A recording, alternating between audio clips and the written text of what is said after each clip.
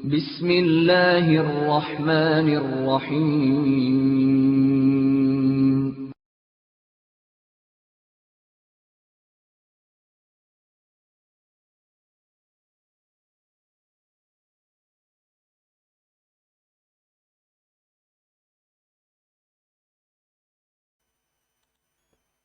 Bismillahirrahmanirrahim. Assalamualaikum warahmatullahi wabarakatuh. Alhamdulillah wassalatu wassalamu ala rasulillah.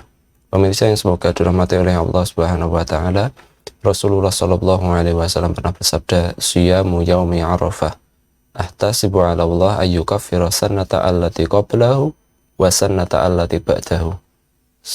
Puasa hari Arafah, aku Rasulullah sallallahu alaihi wasallam memohon kepada Allah agar puasa itu bisa menghapus dosa 1 tahun sebelumnya dan dosa tahun yang akan datang atau sesudahnya. Hadis ini diriwayatkan oleh Imam Muslim rahimahullah di dalam kitabnya Sahih Muslim nomor 1162 tentang hukum puasa Arafah. Tentang ini Syekh Muhammad bin Shalih Al-Munajjid mengatakan bahwa puasa Arafah hukumnya sunnah muakkadah atau sunnah yang sangat-sangat ditekankan bagi orang yang tidak sedang menjalankan ibadah haji. Hal ini juga didukung oleh pernyataan dari imam mazhab yang 4 dari kalangan mazhab Syafi'iyah, Hanabilah, Malikiyah, dan juga Hanafiyah. Mereka sepakat bahwa puasa di hari Arafah hukumnya mustahab, sunnah disukai bagi orang yang tidak sedang melakukan ibadah haji. Sedikit sebelum menyampaikan tentang fadilah atau keutamaan puasa Arafah, sedikit kami sampaikan tentang asal-usul penamaan Arafah. Imam Ibnu Qudamah di dalam kitabnya Al-Mughni, beliau mengatakan bahwa dinamakan Arafah karena pada hari itu adalah hari ke-9 bulan Dzulhijjah. Juga beliau mengatakan bahwa dinamakan Arafah karena pada hari itu ada kegiatan wukuf di Arafah pada hari ke-9 bulan Dzulhijjah itu. Beliau juga mengutip pendapat bahwa dinamakan Arafah karena pada malam tarwiyah, malam ke-8-nya, Nabi Ibrahim alaihissalam melihat mimpi. Di dalam tidurnya, di dalam mimpinya beliau diperintahkan untuk menyembelih anaknya. Kemudian pada pagi harinya beliau yatarawwa, beliau berpikir, bertanya-tanya, apakah ini mimpi dari Allah, wahyu dari Allah, atau cuma sekedar mimpi pada malam ke-8-nya. Kemudian pada pagi harinya beliau berpikir-pikir, bertanya-tanya seperti itu. Ya tarawah, maka kemudian dinamakan tarwiyah. Kemudian pada malam ke-9-nya, beliau kembali lagi mendapatkan mimpi yang sama. Beliau bermimpi menyembelih anaknya. Maka kemudian pada pagi harinya, pada tanggal 9-nya, beliau Arafah. Beliau tahu bahwa itu, mimpi itu berasal dari Allah Subhanahu wa taala. Maka dinamakanlah hari Arafah, hari mengetahui. Ini tentang asal-usul tarwiyah dan hari Arafah. Lalu kemudian tentang keutamaan puasa Arafah, ahtasibu 'ala Allah ayyukaffira sanata allati qablahu wa sanata allati ba'dahu. Diampuni dosa setahun sebelumnya dan dosa setahun sesudahnya. Tentang hal ini Imam Nawawi rahimahullah berkata, dosa 2 tahun orang yang berpuasa, dosa 2 tahun orang yang melakukan puasa hari Arafah akan diampuni. Dosa 2 tahun, setahun sebelumnya, setahun sesudahnya. Yang menjadi pertanyaan, dosa besar atau dosa kecil?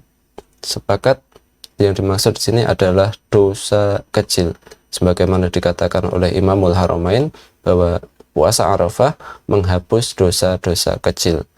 Imam Nawawi ketika menjelaskan hadis ini juga mengatakan demikian. Yang dimaksud adalah as-shaghair atau dosa-dosa kecil. Sebelumnya beliau juga sudah menjelaskan tentang diampuninya dosa-dosa kecil karena wudhu. Juga beliau sudah mengatakan bahwa jika seseorang tidak memiliki dosa-dosa kecil,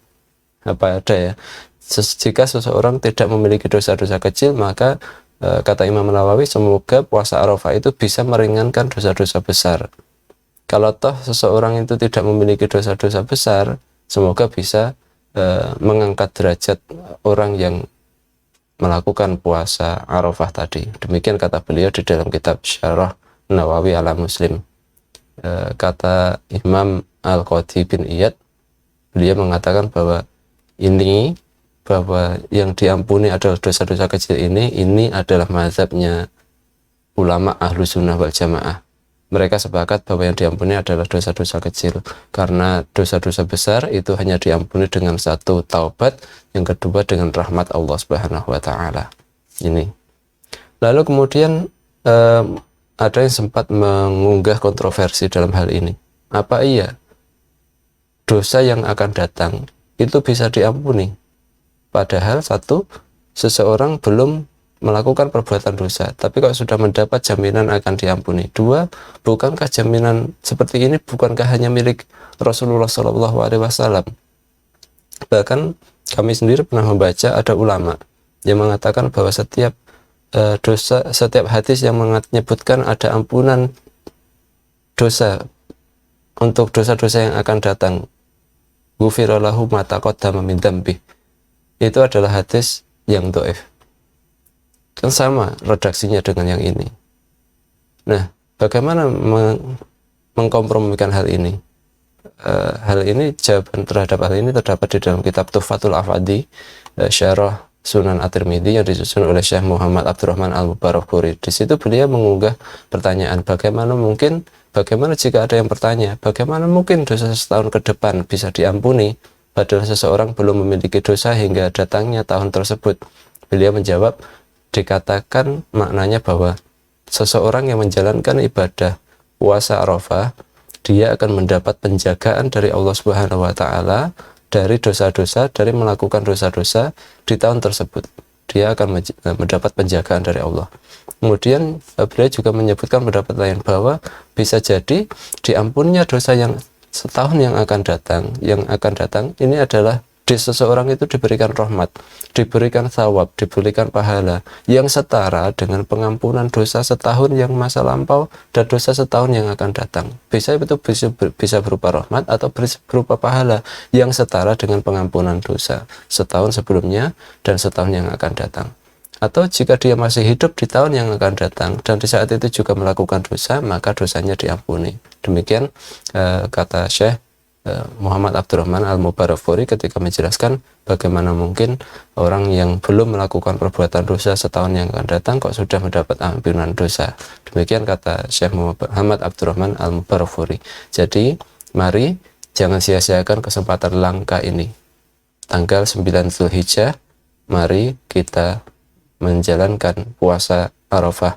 Silahkan mau menggunakan niat malam harinya boleh. Kalau tidak, malam harinya tidak berniat, lupa, tidak masalah. Tidak sahur, boleh lanjut puasa, karena dalam puasa sunnah tidak diwajibkan untuk melakukan niat pada malam harinya.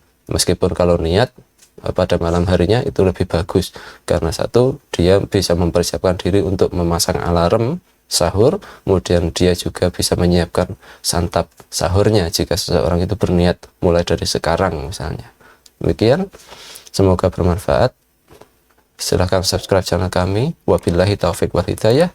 Wassalamualaikum warahmatullahi wabarakatuh.